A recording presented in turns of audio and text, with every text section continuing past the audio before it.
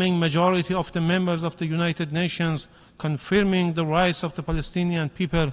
Unfortunately, in practice, the rights of the Palestinians have not been realized, and atrocious crimes of the occupying regime have continued with full impunity. At the same time, the Security Council, as the primary organ for international peace and security, has not been able to force the occupying regime to implement even one clause of its resolutions. We believe the Security Council must end this pointless process and take decisive and appropriate measures to realize all the rights of the Palestinians and compel the Israeli regime to honor its obligation under UN resolutions. Mr. President, when addressing the Palestinian question, it is crucial to shed light on the ongoing situation and the challenges faced by the people of Gaza. Despite the international community's appeal to stop the war, the Israeli regime has continued to kill and destroy with the utmost brutality, resulting in more than 34,000 Palestinian civilians getting killed, among of which are mostly women and children, and the injury of the tens of thousands of others.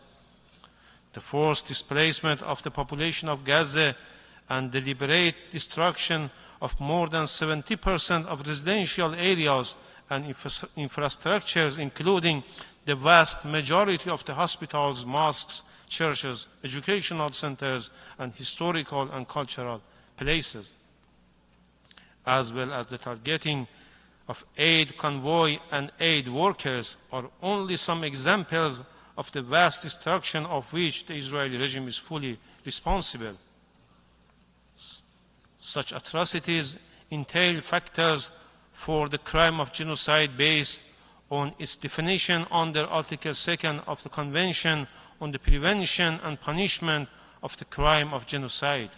Furthermore, the Israeli regime has deliberately pursued and perpetrated the actions that entail war crimes and crime against humanity.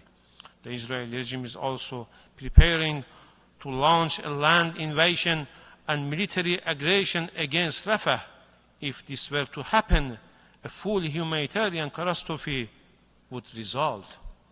Therefore, it is a moral and legal obligation for the international community and all member states to prevent occurrence of such a tragedy. These barbaric crimes must be decisively addressed by the international community, and Palestinians must be protected internationally. We call for the international community to take all necessary measures aiming at providing the basis for trial and accountability of all the commanders, perpetrators, and supporters of Israeli crimes in Gaza and other occupied Palestinian territories due to this widespread and heinous commission of genocide. Mr. President, in conclusion, my delegation would like to reiterate its firm belief that the comprehensive solution to the Palestinian issue is only possible through the full realization of the inalienable right of this nation to self-determination and the establishment of an independent Palestinian state in all of the Palestinian territories with Al-Quds as its capital. Thank you.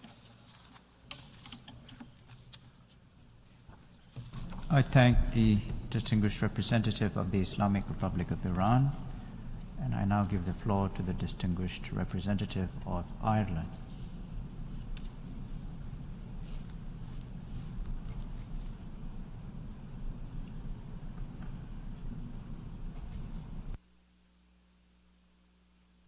President, it is now more than 6 months since the beginning of escalation of violence in Israel and the occupied Palestinian territory. In that time, vast portions of Gaza have been razed to the ground by Israeli bombardment, and 34,000 people have been killed. We have seen a startling disregard for international law, including key principles of international humanitarian law. For those on the ground, the situation continues to worsen by the day. The level of suffering survivors are experiencing is unimaginable to most of us here in this room.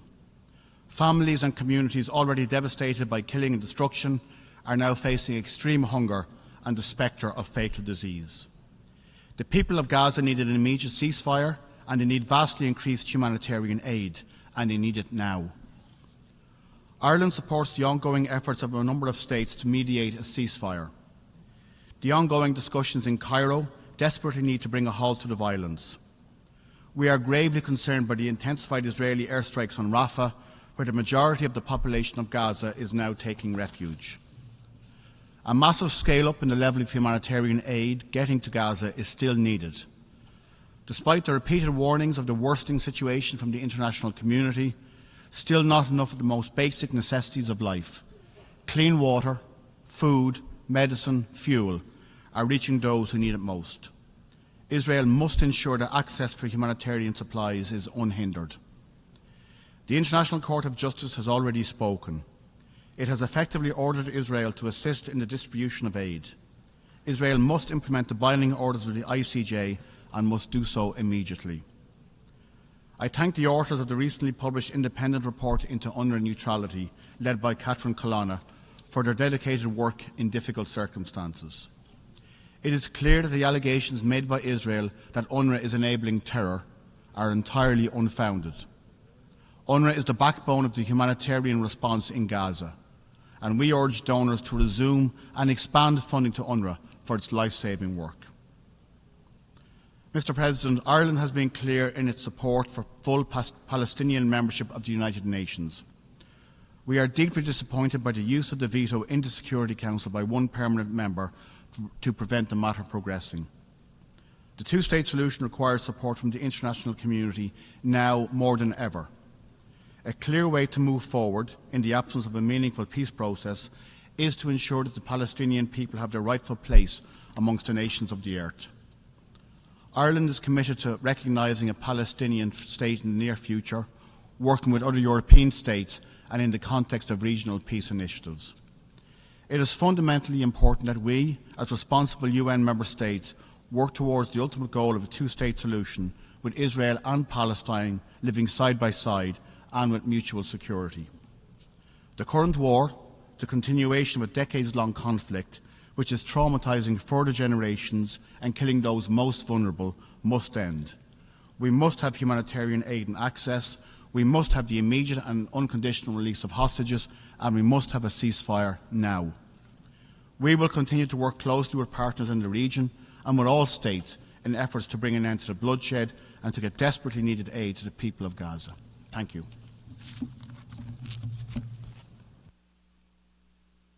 I thank the distinguished representative of Ireland, and I now give the floor to the distinguished representative of Malaysia.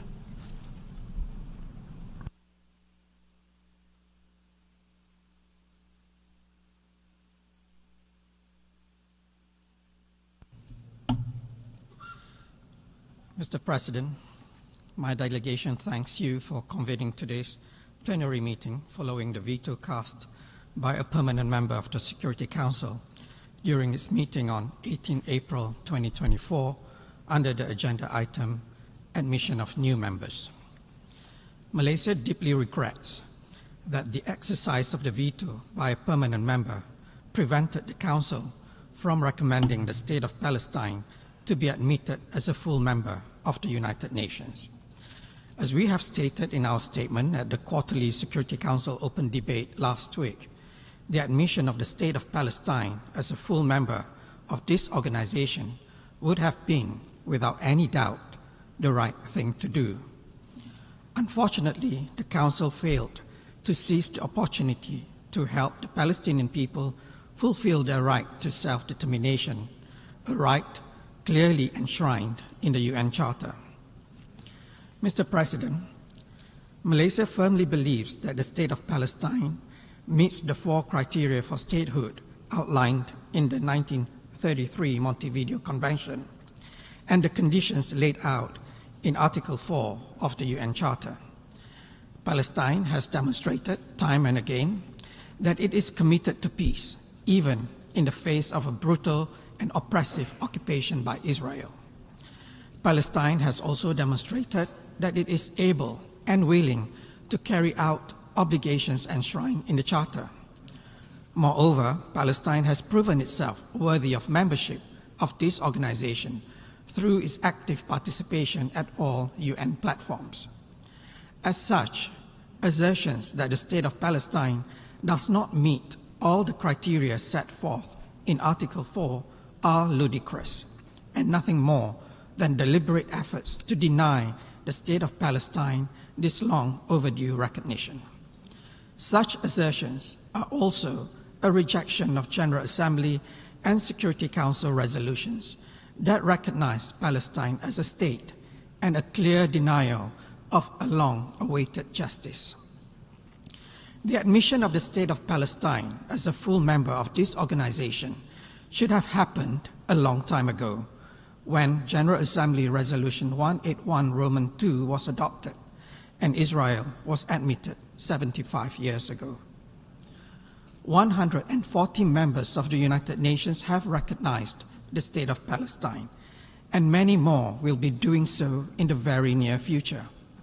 It is imperative that this grave injustice be righted without further delay, especially as Israel is actively eroding the prospects of a sovereign Palestinian state through its barbaric aggression in Gaza and intensifying expansion of illegal settlements in the West Bank.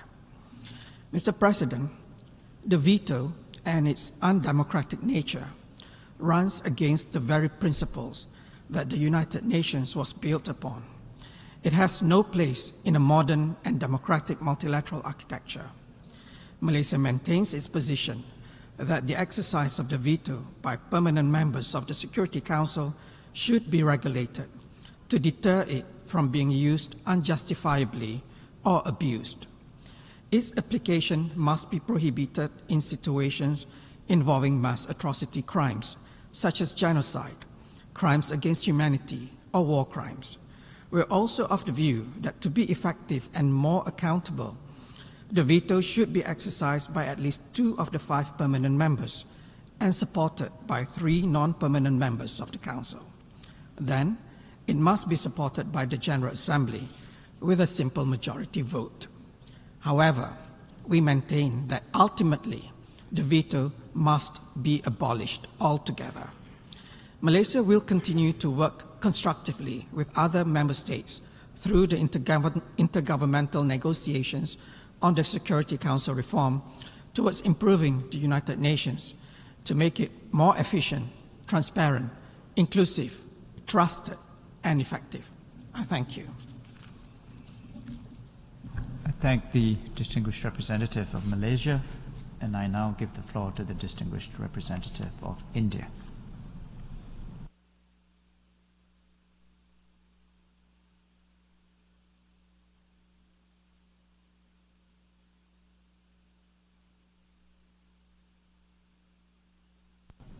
Thank you, Mr. President, for convening this plenary meeting of the General Assembly following the veto cast by a permanent member of the Security Council on 18 April on Palestine's application for admission to the United Nations.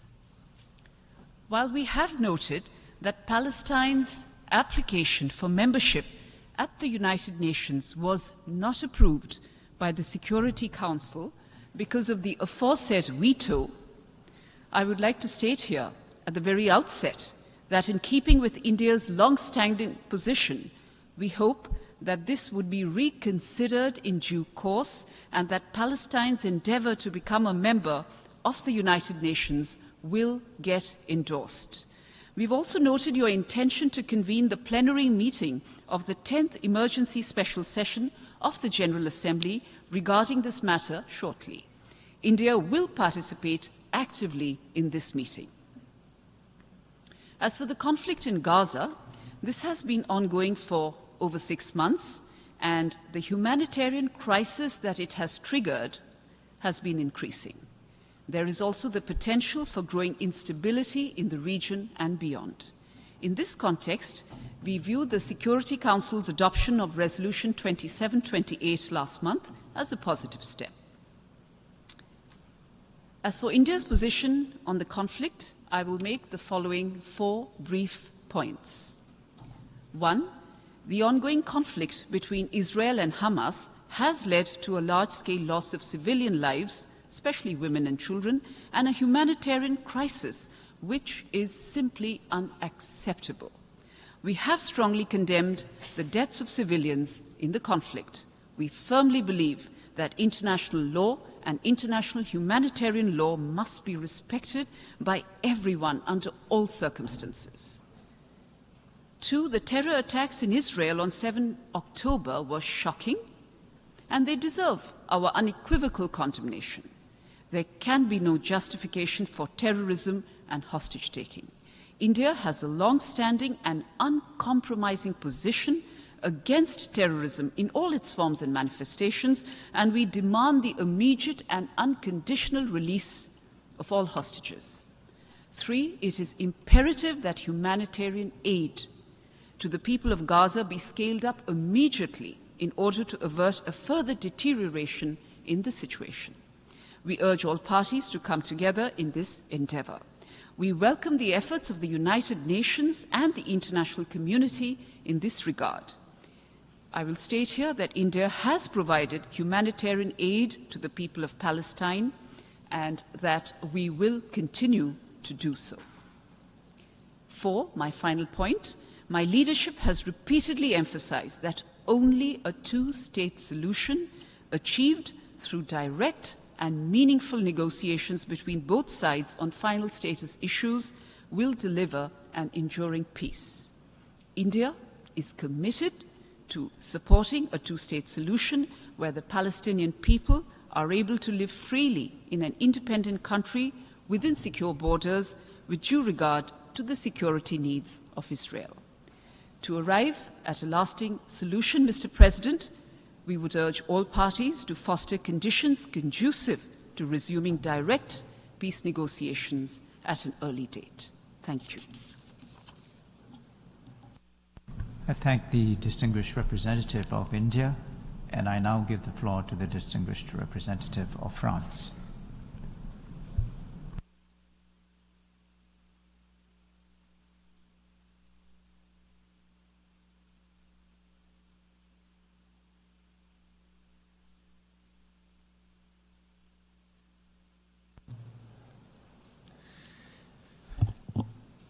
Monsieur le Président. Mr. President, France voted in favor of the draft resolution presented by Algeria, which proposed admitting Palestine to the United Nations, because we are favorable towards the heightening of the status of Palestine and its admission as a full member. France is of the view that it is time to have a comprehensive political settlement to the Israeli-Palestinian conflict, and to do this on the basis of a two-state solution, which is the only solution that can meet the legitimate aspirations of both to have a state and to live in security. Admitting Palestine to the United Nations will help to resume an irreversible and decisive process so as to implement the two-state solution and strengthen the Palestinian authorities in the Palestinian territories in Gaza as well as in the West Bank.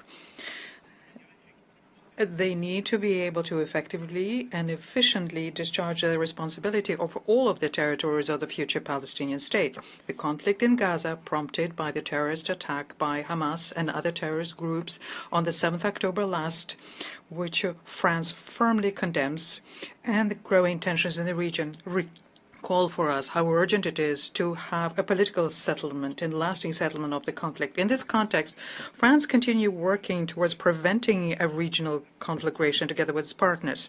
We proposed within the Security Council a draft resolution on the situation in the Middle East because the two-state solution is the only one which can provide for a just and lasting peace in the region. Will continue demanding an immediate and lasting ceasefire, immediate and unconditional release of all of the hostages, and a full and unimpeded access for humanitarian assistance. The rules of war, the principles of precaution and proportionality, and the international humanitarian law must be abided by one and all.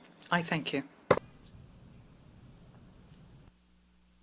I thank the distinguished representative of France, and I now give the floor to the distinguished representative of Egypt.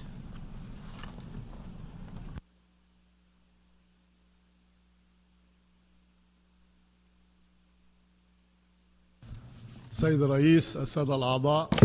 Mr. President, ladies and gentlemen, we align ourselves with the statements by the UAE on behalf of the Arab Group and Uganda on behalf of the non-aligned movement. Mr. President, we meet today as the United Nations used its veto right to obstruct the historic draft resolution tabled by the brotherly state of Algeria to issue a recommendation by the Security Council to the General Assembly to accept the State of Palestine as a full-fledged member of the United Nations.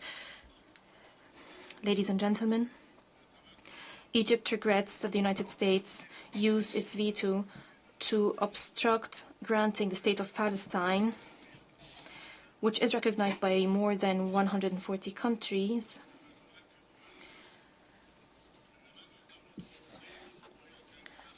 in equal status as other member states in the United Nations. Egypt believes that granting the State of Palestine full membership is the best support to the two-state solution. It is even saving the two-state solution. It would have been a UN acknowledgement of the existence of the state Palestine that is equal to Israel and other states. It would have supported the peace process that is in dire need of such support, especially in light of the current situation, as we're trying to revive the political prospects and stop the devastating war on Gaza. We completely reject the erroneous argumentation that the United Nations would obstruct the peace process and negotiations by granting the State of Palestine full membership. How can the United Nations be accused, the organization that strives to maintain international peace and security, how could it be accused to stand in the way of this lost peace in the Middle East, which is almost impossible to achieve as a result of Israel's intransigence and its rejection to the two-state solution? The Palestinian bid to full membership is based on considerations that rely on sound arguments as follows.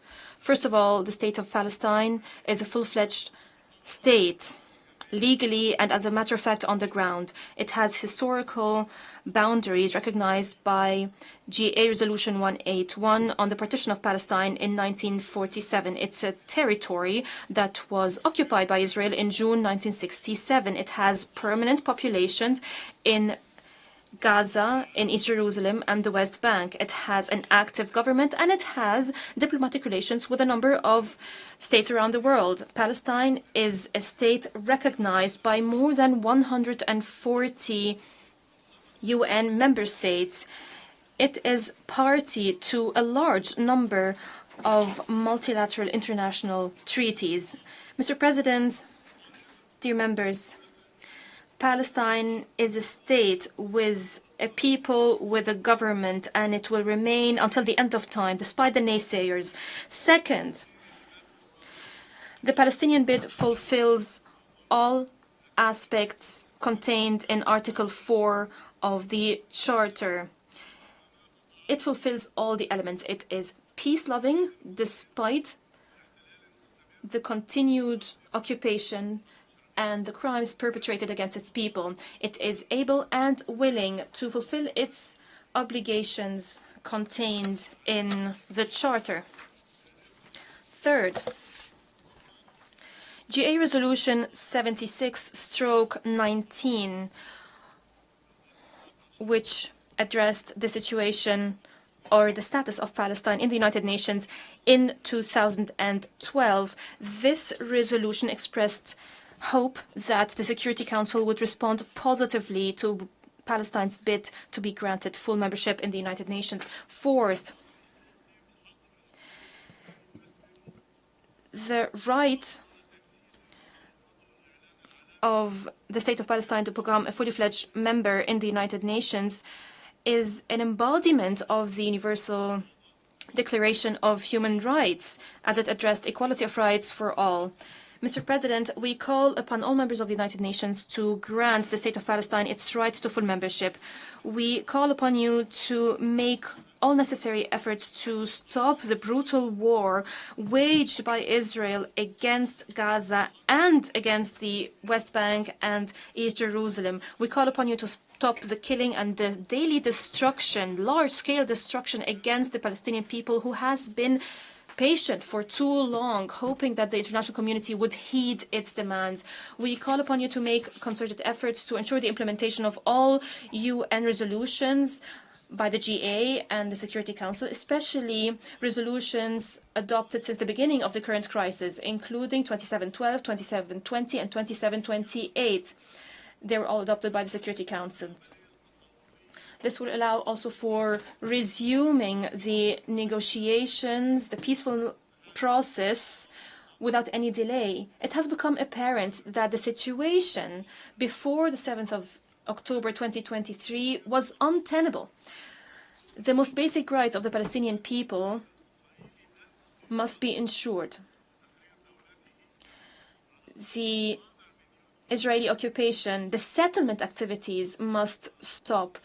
The Palestinian people must be granted the right to liberate its land along the borders of the 4th of June 1967 with East Jerusalem as its capital. It must be granted full membership. This is the only way to achieve stability and security in the region. There is no other way. Mr. President, Egypt will stand with justice. It will work at achieving comprehensive, just, and lasting peace in the Middle East.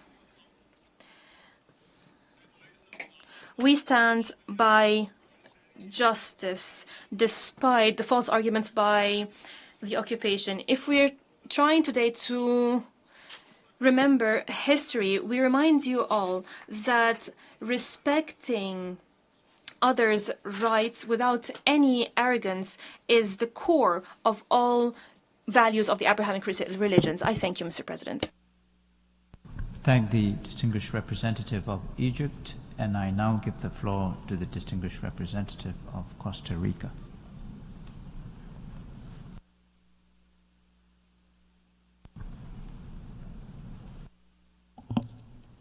Señor Presidente. Mr. President, Costa Rica recognized the international legal personality of the State of Palestine on February 5th, 2008. To date, 140 states have done the same, and others are in the process of doing so.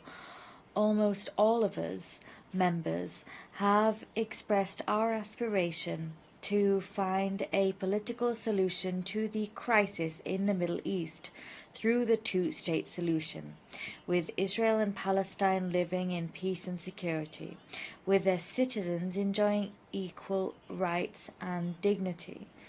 And all of this within safe and recognized borders, based on Resolution 242 of 1967. For this to become a reality, the logical and consistent requirement is the recognition of Palestine as a full member of the United Nations. It has been 13 years since Palestine's last request to the Security Council to be recognized as a full member of this organization. Now, a new veto once again has hindered this legitimate aspiration. This is an issue that was raised before the Security Council in 1947 and has been on its agenda since. Mr. President, as we noted when we marked the second anniversary of the veto initiative, despite last year's disappointments, we must view each casting of the veto as an opportunity for collective action and reflection. We should view it as a call to take a step forward as a determined and assertive General Assembly. We took a step in that direction last year when we adopted Resolution 77/335 on the revitalization of the work of the General Assembly. In the operative paragraph 30 of that resolution, this plenary requested the President of the General Assembly to, with the support of the Secretariat and other relevant UN entities, consider providing a digital manual or accessible summaries of past practices, as well as data and recommendations for the fulfillment of the functions and powers of the General Assembly as established in Chapter 4 of the UN Charter. The availability of such a centralized source of information would allow us to search for ideas and examples of how the General Assembly has intervened on issues of peacekeeping, mediation, or crisis management in the face of gridlock within the Security Council. It would also be a source of inspiration for a more effective implementation of the UN Charter. With that manual and the Veto initiative, this Assembly will have two mutually reinforcing instruments that will foster together better interaction between the General Assembly and the Security Council. The lack of timely action on the part of the Security Council has an impact on the effectiveness and credibility of the organisation as a whole, and weakens multilateralism as well as the prospects for peace. These situations mean that we are now required to activate our collective responsibility and recall the spirit of the San Francisco Conference. Thank you. I thank the distinguished representative of Costa Rica, and I now give the floor to the distinguished representative of Tunisia.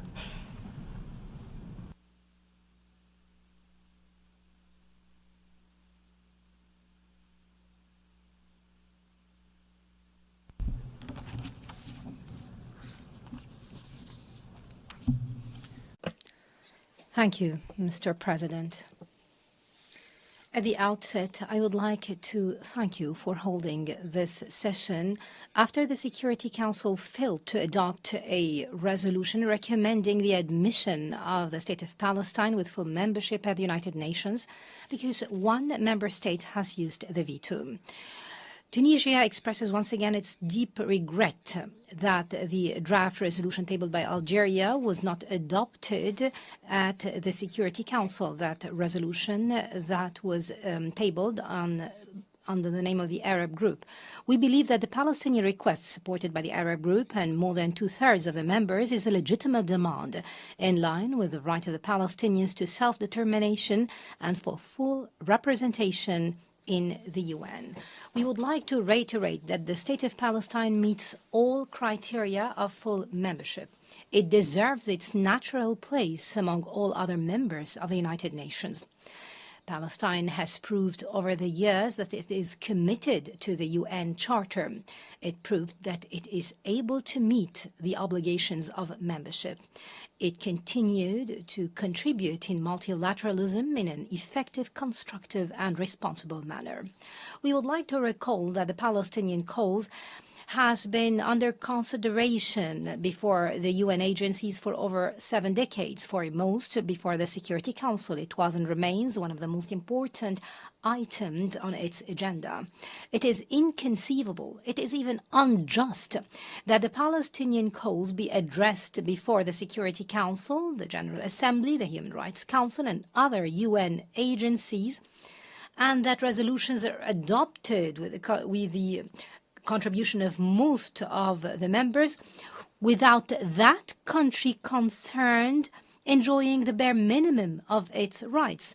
That is, without its recognition as a member of the United Nations with equal rights and duties like other countries, or without recognizing its right to make its voice heard, to express its views and positions, or to defend its people within the UN and international frameworks without any restriction or limitation. Mr. President, the right of Palestine to full membership cannot be subject to any questioning, denial, or arguments. It is a historic, principled, and inherent right stressed by the international community. It was recognized as one of the main pillars to advance towards a permanent, comprehensive and just solution to the Palestinian question. It is not just a symbolic matter, it is of great importance to the Palestinian people. Delaying the full recognition of Palestine as a member in the United Nations contributed to the continued aggressive practices and settlement plans and expansion of the occupation authorities. This led to the suffering of the Palestinian people, starting from the Nakba, going through the massacres, violations, and other collective punishment against the Palestinian people, until we reached the current state faced by the occupied Palestinian territories and the Gaza Strip, which is witnessing an unprecedented genocide that is escalating. Almost 34,000 have been martyred, tens of thousands have been injured, and others are missing or forcefully displaced due to these aggressions. This, in addition to the destruction of the infrastructure and all critical facilities and the use of starvation as a tool of war. This warns of a humanitarian catastrophe if the continued threats of the occupation forces of invading Rafah materializes.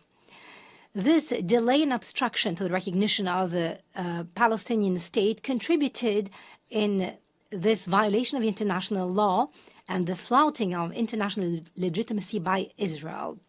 The right to self-determination is important, and it is not governed by the statute of limitation. It cannot be delayed by pretexts that are only the result of occupation for decades.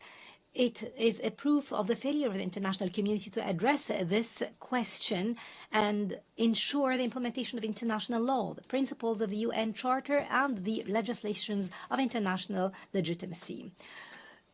The non-recognition of the right of Palestine for full membership in the United Nations is only a continuation of this historic injustice that is only escalating. Thus, we stress once again our support to the Palestinian request to full membership, and we call upon all member states to recognize the state of Palestine and to support its right to have full and effective membership in the United Nations and the international community. For this will be a victory for the principles of justice and international law.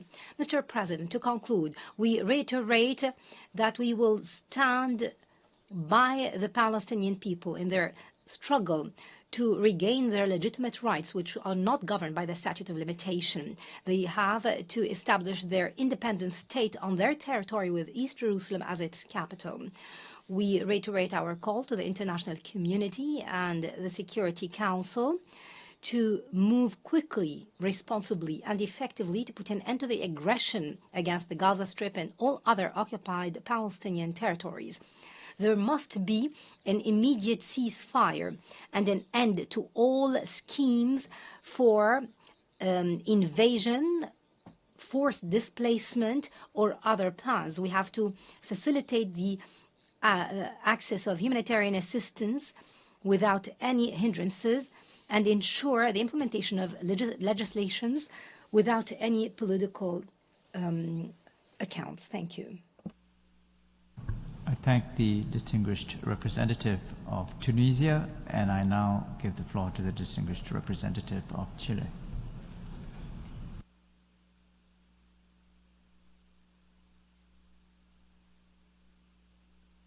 Señor Presidente.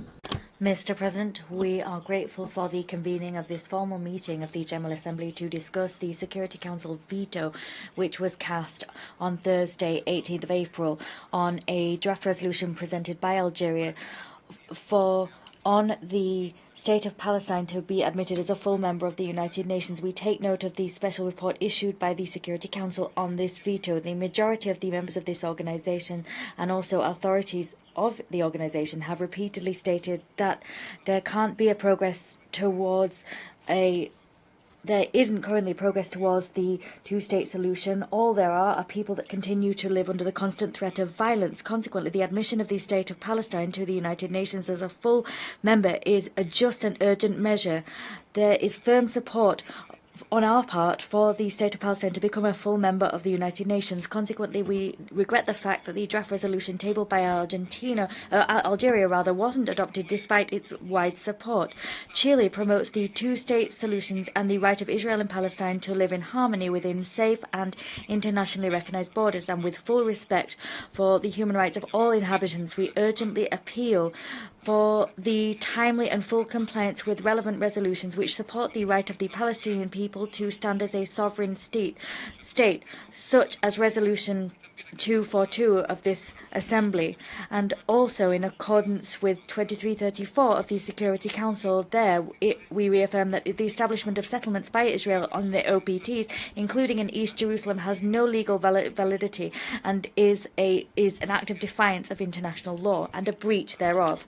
We insist upon a permanent, immediate ceasefire for greater aid to flow into Gaza and full, immediate, safe and unimpeded sustained access of humanitarian aid. All obstacles to that assistance must be removed and the use of all land routes available must be facilitated to access the Gaza Strip. We hope that Israel's commitment to increase aid will materialize, because that will give relief to the Gazan inhabitants that continue to be desperate and without protection. We unequivocally condemn what Hamas has done, just as we do any act of terrorism, act of violence, or act of violence against civilian populations. We demand for the unconditional and immediate release of hostages that are in Hamas's hands. Their well-being must be guaranteed in line with international humanitarian law. Violence doesn't get solved with more violence. The use of violence has already claimed the lives of thousands of Palestinian people, women, elderly people, and others, and endangers the Israelis that have been abducted. There are ramifications that this conflict is having in the rest of the region, and they're gravely concerned of grave concern to us because violence is spiraling. We call on all parties involved and the international community to continue to work to end this war. This is only possible through diplomacy and dialogue. We recognize the efforts waged by friendly countries to reduce tensions. Mr. President, Chile has always reaffirmed, as part of its foreign policy, its desire to achieve a peaceful solution in the Middle East. We always emphasize our support for the just and lasting solution to the conflict in line with what the UN has said. Provisional measures adopted by the ICJ must be complied with by all parties. We recall that Chile, together with Mexico, presented a submission to the ICC on the situation in Palestine with the goal of strengthening the investigation of alleged war crimes and crimes against humanity perpetrated in Gaza, East Jerusalem, West Bank, and other areas as enshrined in the Rome Statute. An investigation is currently underway by the prosecutor of the court, and the goal of Chile's submission was to support the prosecutor. For Chile, shedding light on the facts and ensuring accountability is vital so that the situation doesn't occur once more. We reaffirm our position regarding the use of the veto and the danger it constitutes for the multilateral system. We insist that the veto must be abolished in situations such as mass atrocities and war crimes. Once again, we emphasize the importance of achieving a Security Council reform and a reform of its working methods so that we can take decisions on international peace and security, which are timely in nature. This is crucial to strengthen this organization's capacity as a whole. Finally, Chile echoes what others have said when calling for general de-escalation and an immediate cessation of hostilities, because hostilities endanger international peace and security. Thank you. Thank the distinguished representative of Chile, and I now give the floor to the distinguished representative of Guatemala.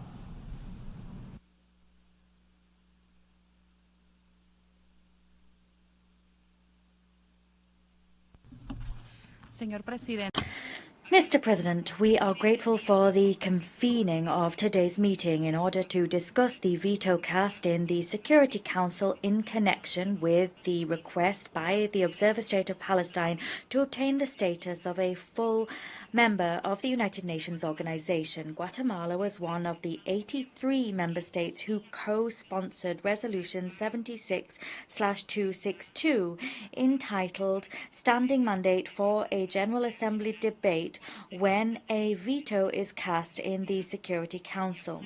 We applaud the fact that for the second consecutive year, this item is on the program of work of the General Assembly, but we regret the fact that we're convened here today in line with that resolution. Mr. President, the veto cast against the draft resolution on Palestine's admission as a full member to the United Nations has once again laid bare the paralysis of the highest organ responsible for the maintenance of international peace and security. In our view, for as long as we continue to see the vetoing of resolutions which tackle the causes of conflicts, crises will continue to escalate, and the Council will continue to be in breach of its fundamental obligation to preserve global peace and security, as enshrined in the very charter of our organization. As such, to ensure the establishment of a lasting peace in the region, it is an absolute imperative that we recognize a two-state solution with clearly defined and safe borders, a solution which promotes dialogue based on equality between the State of Israel and the State of Palestine. Guatemala recognizes the inalienable rights of peoples to self-determination and the need to seek a peaceful settlement to conflicts. We wish to see a solution to the conflict achieved by peaceful means. We wish to see that solution be facilitated by the international community with the direct involvement of all parties concerned. The veto, which has regrettably brought us here today, is a step backwards in the journey towards that goal and imperils international peace and security.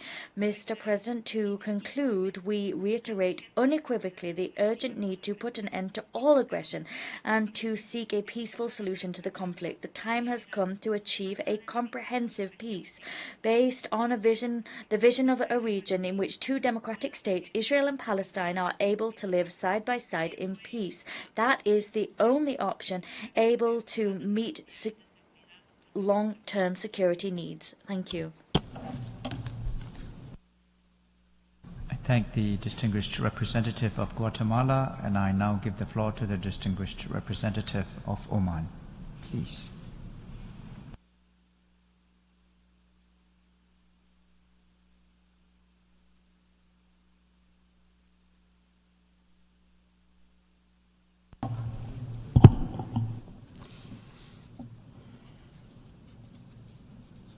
سعادة الرئيس، السيدات والسادة المحترمين، السلام عليكم ورحمة الله وبركاته.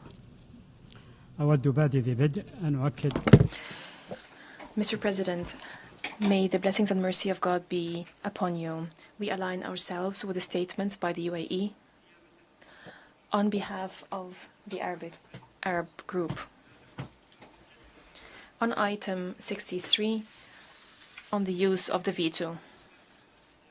At the outset, I express my deep regret and disappointment that the United States, the friendly United States, has used the veto right against the admission of Palestine as a full-fledged member in the United Nations. Mr. President, ladies and gentlemen, my country, the Sultanate of Oman, is a peace-loving country. We believe in peace in words and in deeds. We believe peace is a cornerstone of international relations.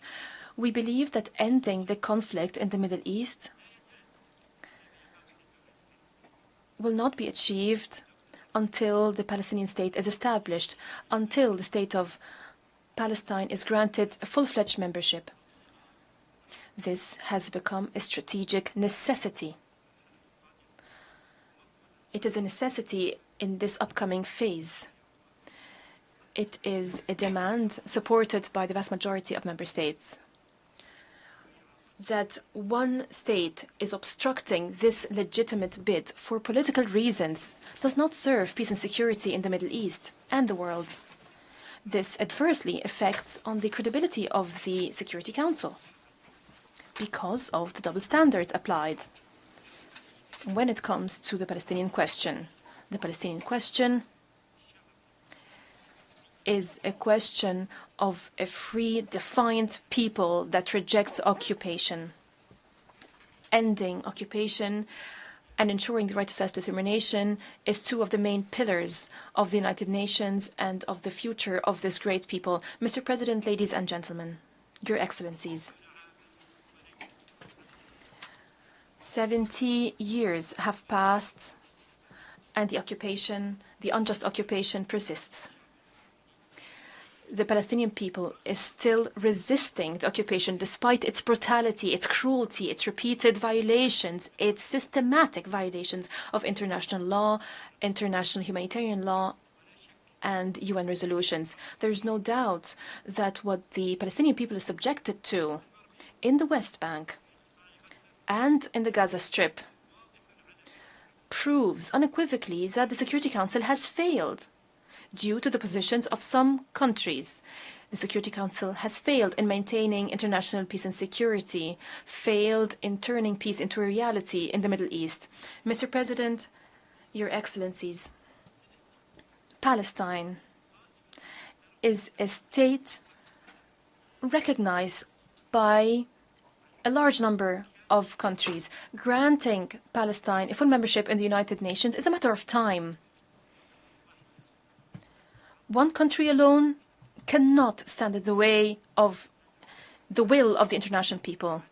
We call upon our partners to reconsider their decision, to reconsider their position. They should support a comprehensive and just peace for all peoples in the Middle East, a peace that ends the cycle of violence and the counter-violence, a peace that ends occupation and restores peace, safety, and security to all peoples of the region, so that the region can regain its civilizational status that behooves it, that would end decades of the unjust blockade and killing and destruction. And we, Your Excellencies, Mr. President, we are with peace. We support the establishment. We support the two-state solution with peaceful coexistence. We categorically reject any plans that do not pave the way for comprehensive, just, and lasting peace and a permanent settlement. The Sultanate of Oman will continue to support the legitimate rights of the Palestinian people and its right to be granted a full membership in the United Nations. I thank you, Mr. President. Thank the distinguished representative of Oman, and I now give the floor to the distinguished representative of South Africa.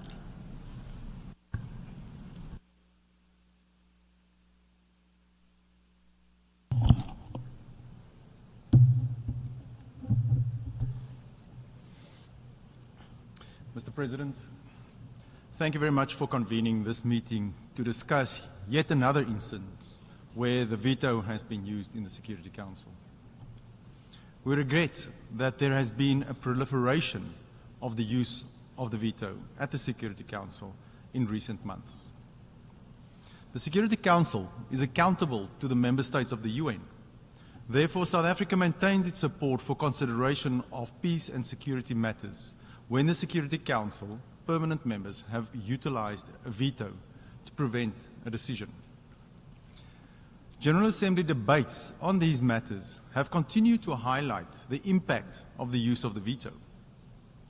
This has also laid bare the imperative for the reform of the Security Council to make it more representative, democratic, efficient, and proactive in its approaches to conflict situations. Mr. President, the Security Council's inability to agree on a serious matter of international peace and security, the Palestinian question, has resulted in perpetuating the repeated cycle of violence and prolonging the suffering of Palestinians, and not taking action on matters deeply affecting their present and future situation. We stress that these cycles of catastrophic consequences are occurring in a specific context of illegal occupation by Israel as determined by UN resolutions and international law. The collective punishment of Palestinian people continues to take place unabated. For the past several months, we have witnessed how the use of the veto has blocked efforts to prevent steps towards the cessation of hostilities and has resulted in the killing of civilians on a large scale, as well as worsening humanitarian crisis. We reiterate the obligations of Israel to comply with the ruling of the International Court of Justice, which determined that its actions in the Gaza Strip are plausible genocide. Mr. President, the General Assembly and the Security Council has recognized in its resolutions the urgent need for a negotiated settlement towards a two-state solution and ultimately the self-determination of the Palestinians. The use of the veto in this case has once again prevented any progress towards peace. The Middle East peace process, including the question of Palestine, has been on the agenda of the United Nations for more than 60 years.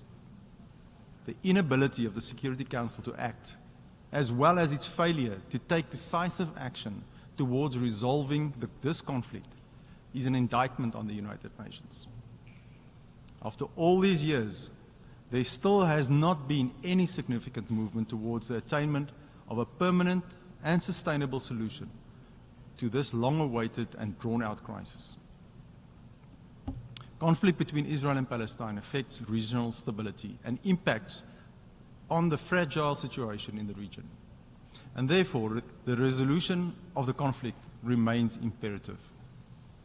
South Africa reiterates that it is in the responsibility of the Security Council to continue to make concerted efforts to secure an immediate and permanent ceasefire in Gaza, to protect civilians on all sides, and allow for the urgently required flow and delivery of essential humanitarian assistance. Mr. President, Resolution 181 was a promissory note to the people of Israel and Palestine, guaranteeing the creation of two states. It is our duty to ensure that beyond the current conflict in Gaza, a political dialogue is advanced to work towards the attainment of a just political settlement and peaceful coexistence of the peoples of Palestine and Israel. I thank you. Thank the distinguished representative of South Africa, and I now give the floor to the distinguished representative of Pakistan.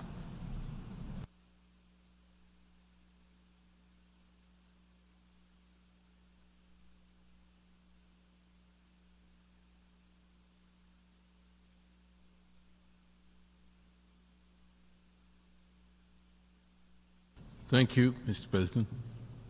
I would like to thank President Dennis Francis for convening this General Assembly meeting in accordance with its Resolution 76/262, which mandates the General Assembly President to call a meeting when a veto has been cast in the Security Council. Mr. President, the vetoed resolution presented by Algeria on behalf of the Arab group sought the approval of Palestine's long-standing application for full UN membership. It should be recalled that the General Assembly, through its Resolution 181 of 29 November 1947, unjustly decided to partition Palestine into two states, one Arab and one Jewish. While one of them, Israel, is now a member of the United Nations, the Palestinian state has been denied admission, although it meets all the criteria for membership. Over the past 7 decades, the Palestinian people have not only been denied the right to self-determination,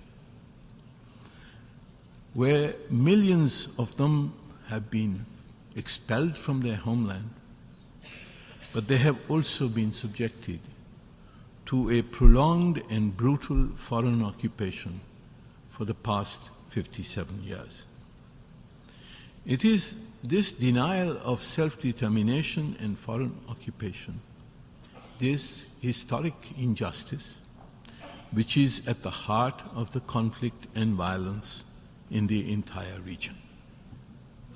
In Israel's latest and most brutal war against the Palestinian people in Gaza, over 35,000 Palestinian civilians, mostly women and children, have been killed.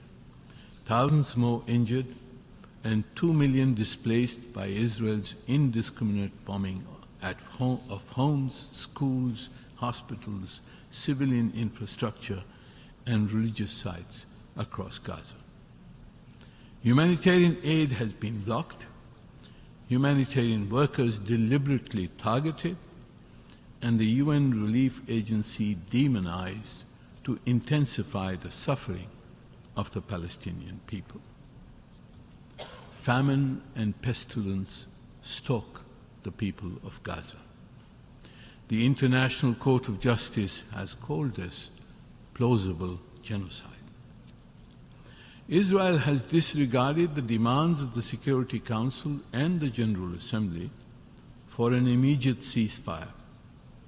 It has failed to implement the provisional measures prescribed by the International Court of Justice.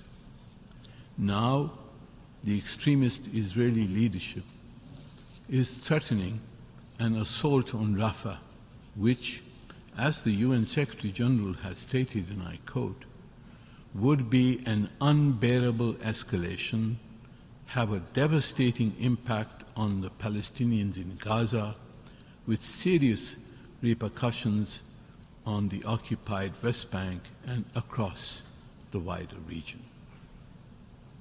Mr. President, let me tell the Israeli representative that the outlaw Israeli regime cannot divert attention from its crimes by leveling calumny against the Islamic countries.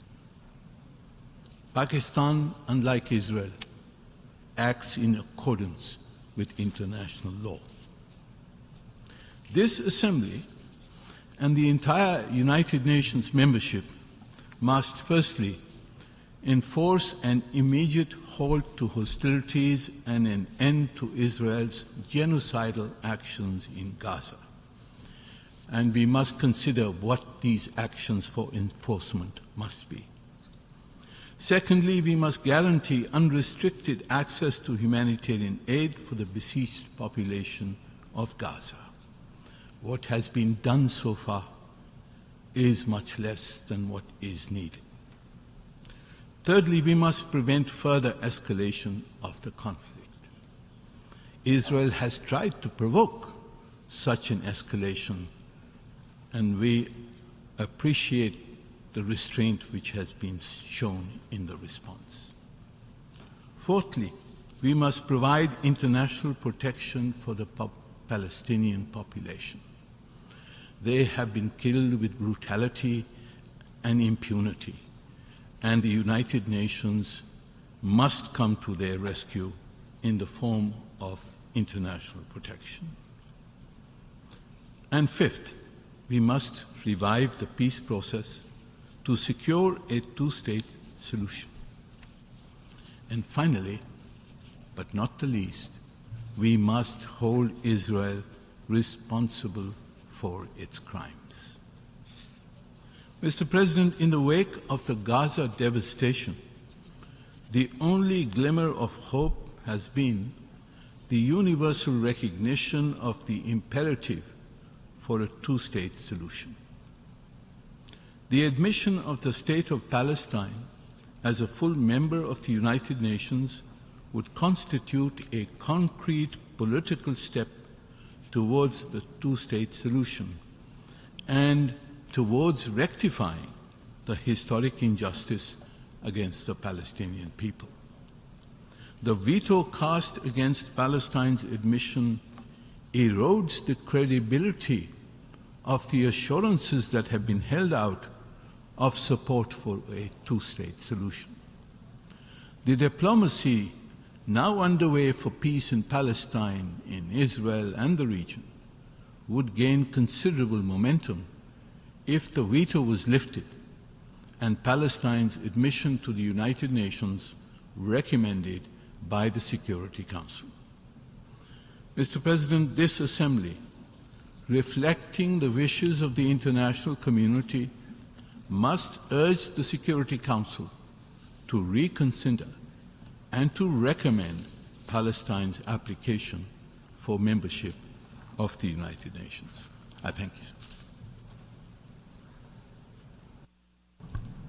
I thank the distinguished representative of Pakistan, and I now give the floor to the distinguished representative of Cuba.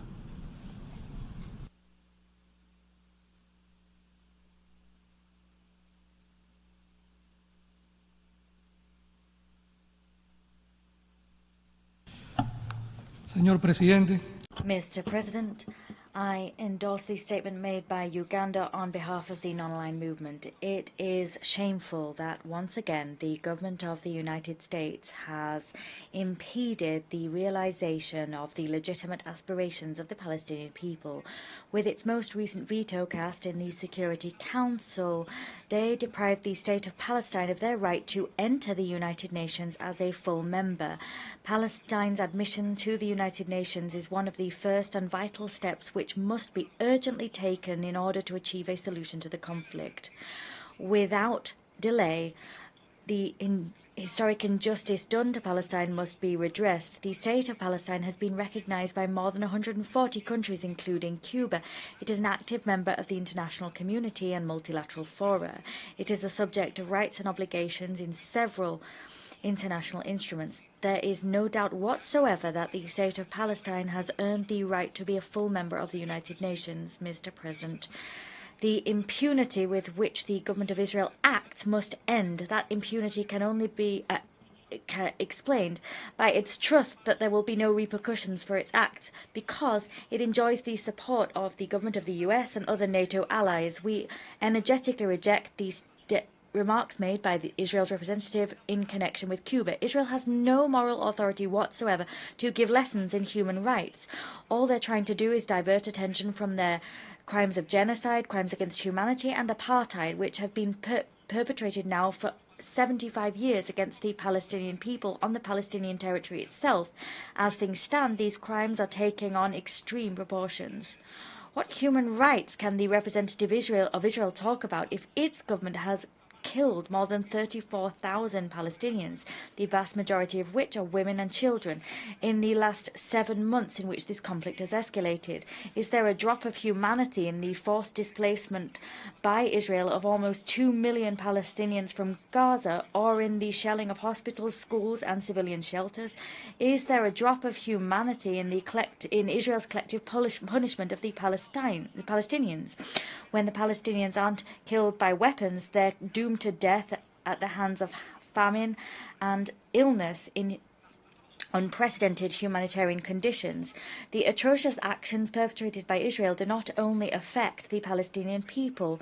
Victims of these crimes have also been counted among UN personnel and other international stakeholders and representatives of civil society organizations that are finding it difficult to do their humanitarian work. The human rights system of the United Nations, including the HRC and the Office of the High Commissioner, have established clearly defined mandates and mechanisms which Israel systematically breaches with impunity.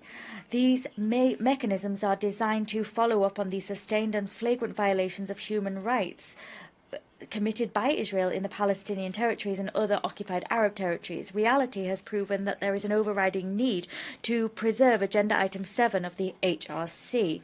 Mr. President, it is unacceptable that the Security Council continues to fail to enforce its own resolutions to put an end to Israel maneuvers and stop the United States in its attempt to obstruct and use the veto repeatedly to impede the action of the Security Council, undermining regional global, regional peace and stability. The world has witnessed the unspeakable suffering of the Palestinian people, despite the continued calls for an immediate ceasefire and the appeals for an end to the massacre and the flagrant violations of human rights and the collective punishment underway. We continue to see indiscriminate shelling, killing of civilians, forced displacement, the destruction of homes, hospitals and civilian infrastructure, and all of this is worsening the already precarious humanitarian situation on the Gaza Strip. We reiterate our unequivocal demand for an immediate and permanent ceasefire on the illegally occupied Palestinian territories. We must halt the genocide and put an end to the illegal colonizing policies and practices that have persisted now for more than 7 decades. Mr. President, we reaffirm the urgent need to find a comprehensive, just and lasting solution to the Israel-Palestinian conflict on the basis of the creation of 2 states, which allow the Palestinian people to exercise its right to self-determination and to have an independent and sovereign state within pre-1967 borders, with East Jerusalem as its capital, a state and a solution which also guarantees the right to return of refugees. In the face of the Security Council's paralysis, we call for the urgent convening of a conference of peace under the aegis of this General Assembly, designed to preserve the inalienable rights of the Palestinian people and curb the genocide underway. The Palestinian people require the staunch support of the GA. Every minute of impunity, passivity, double standards or silence will claim more innocent lives. The international community must act now. Cuba reiterates its unwavering solidarity with the Palestinian cause and reaffirms that we will never be among those who do nothing. Thank you. I thank the distinguished representative of Cuba, and I now give the floor to the distinguished representative of Turkey.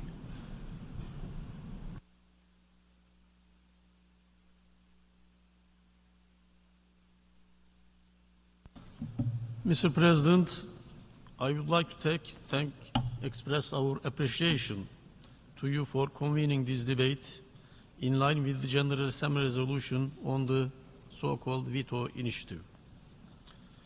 We gathered in this August Assembly due to the veto cast by a permanent member of the Security Council on the draft resolution for the admission of the State of Palestine to the United Nations as a full member. We affirm our unwavering support for the Palestine's application for full UN membership. Also, we urge the international community to address the Palestinian question with urgency, recognizing the fundamental rights of Palestinian people. Turkey firmly believes that use of the veto power in the Security Council should not obstruct the legitimate aspirations of the Palestinian people. It should not be a barrier to an immediate ceasefire either. Veto after veto, the impasse in the Council constituted a serious setback to the founding principles of the UN and the Council's mandate to maintain international peace and security. Mr. President, the issue of Palestine remains one of the longest-standing and most pressing challenges to the peace and security in the Middle East. For the past 7 months, we have been witnessing a brutal assault on Gaza. In the absence of a decisive action by the Security Council due to veto, nearly 35,000 Palestinians have been killed and 1.7 million have been internally displaced. We categorically reject any military operation against Rafah and attempts to displace the Palestinian people from their homeland, as has been done for 7 decades. It would have a devastating impact on Palestinians with dangerous implications on the West Bank and the wider region. We urge for the immediate implementation of the relevant Security Council resolutions as well as the provisional measures issued by the International Court of Justice. International law is universal and applies to all states without distinction and discrimination. No state is above the law. The consequences of abandonment of international law will only bring more instability, more aggression, more conflict, and more suffering. The concerns about the regional spillover of the conflict has already become a reality, unfortunately. Incidents in Syria, Lebanon, Iraq, Yemen, and the Red Sea are alarming. Without a ceasefire, the atrocity in Gaza bears the risk of turning into a global catastrophe with repercussions far beyond the region. Mr. President, Israel is not only killing civilians indiscriminately, but it is also preventing the entry and distribution of sufficient humanitarian assistance into Gaza. The international community must therefore use all its means to compel Israel to ensuring safe, rapid, and unhindered humanitarian access to and within Gaza without delay. Turkey has continued its strong support to UNRWA, which operates under extremely difficult circumstances and despite deliberate smear campaigns.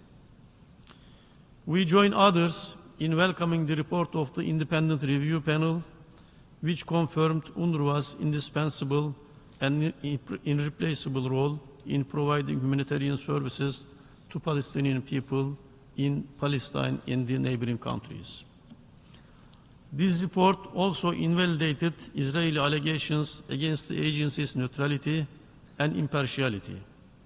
We call on all governments to resume their support and funding for UNRWA so that it can continue its critical life-saving services, especially under these extraordinary circumstances.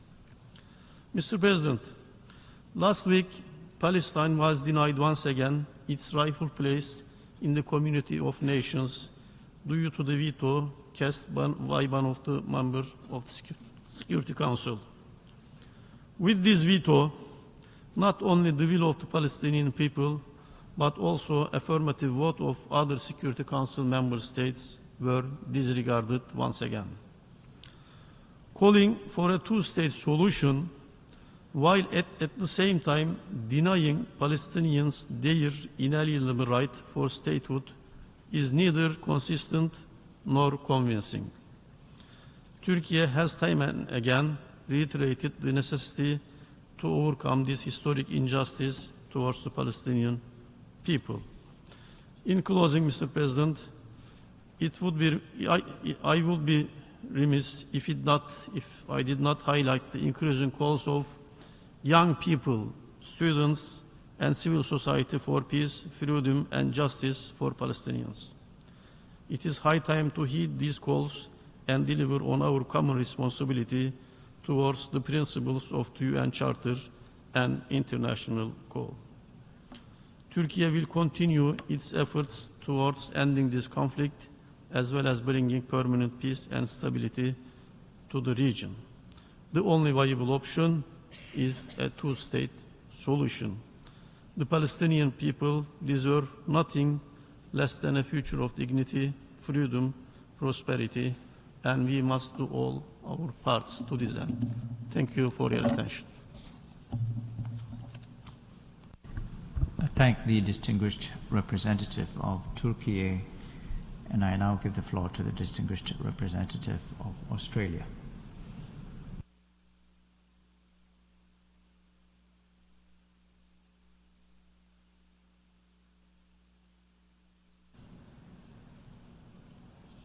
Mr. President, thank you for convening this meeting. Australia was a proud co-sponsor of the Veto Initiative, Resolution 76-262. Australia sees the Veto Initiative as an important mechanism for promoting Security Council transparency and accountability.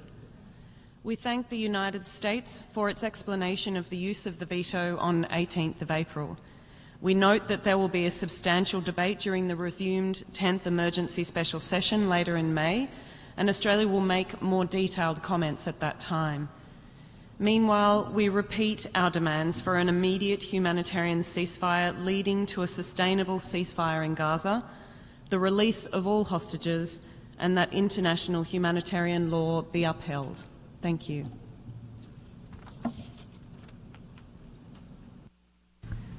thank the distinguished representative of Australia, and I now give the floor to the distinguished representative of Portugal.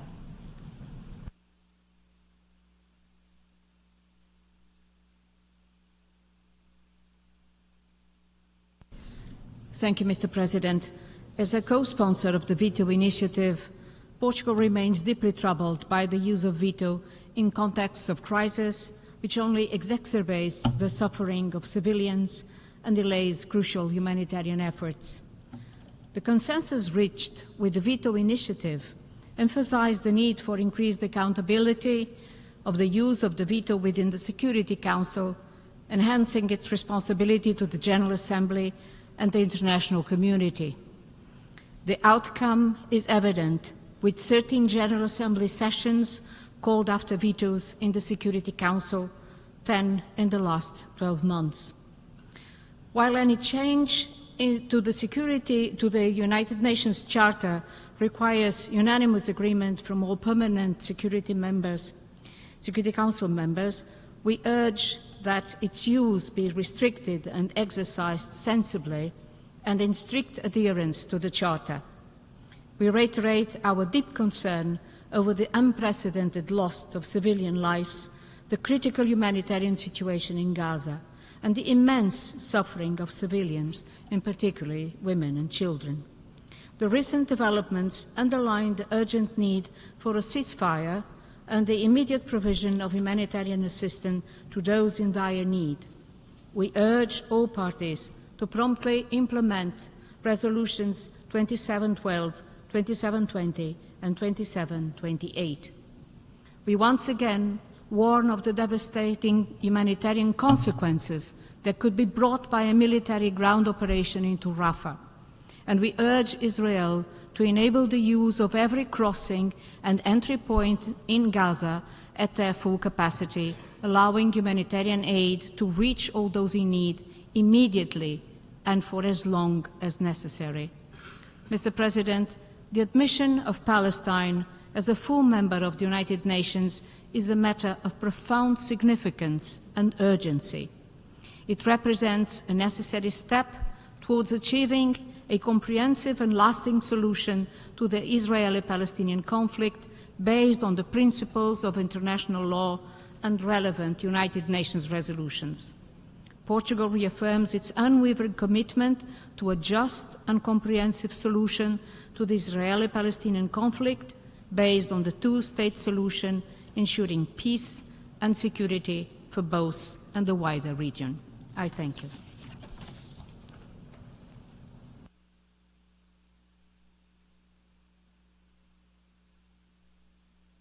I thank the distinguished representative of Portugal. Excellencies, dear colleagues, we have heard the last speaker in this debate for this meeting. We shall hear the remaining speakers this afternoon at 3 p.m. in this hall. The meeting is adjourned.